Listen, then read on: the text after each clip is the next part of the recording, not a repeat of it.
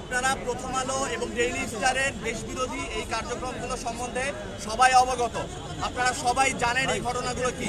আমরা শান্তিপূর্ণভাবে এই কার্যক্রমগুলো চালিয়ে আসছিলাম। শুক্রবারের দিন জুম্মার নামাজ আমরা আদায় করেছি। আজকে আপনারা দেখেছেন আমরা শান্তিপূর্ণভাবে গরু জবাই পরবর্তীতে আমরা জিয়াফতের জন্য রান্নাবান্নার কাজ চলছিল। এই রকম অবস্থাতে আমাদের ওপরে বিনা উস্কানিতে যে পুলিশ হামলা চালিয়েছে সেই পুলিশ কোনোভাবে এই রাষ্ট্রের পুলিশ না, সেই পুলিশ হাসিনার পুলিশ। এই হাসিনার পুলিশকে অবশ্যই জবাবদিহিতার অন্তর্ভুক্ত করব ইনশাআল্লাহ। পুলিশকে ভুলে গেলে চলবে না।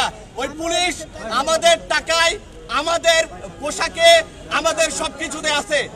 আমরা চাই এই রাষ্ট্রটা ভালোভাবে চলুক। এই বিপ্লবের নেতৃত্ব আমরা দিয়েছি, আমরা শাহাদত বরণ করেছি। আমার নিজের শরীরে এখনো গুলি আছে। আফতাবনগরে আমি ফাইট করেছি, আমার স্টুডেন্ট আমার কোলের উপরে শাহাদত বরণ করেছে।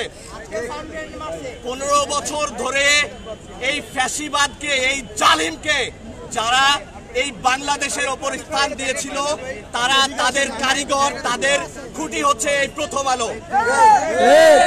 আপনারা ভুলে যেন না, এই প্রথম আলো 111 এর কারিগর। এই প্রথম আলো দিল্লির দাসত্ব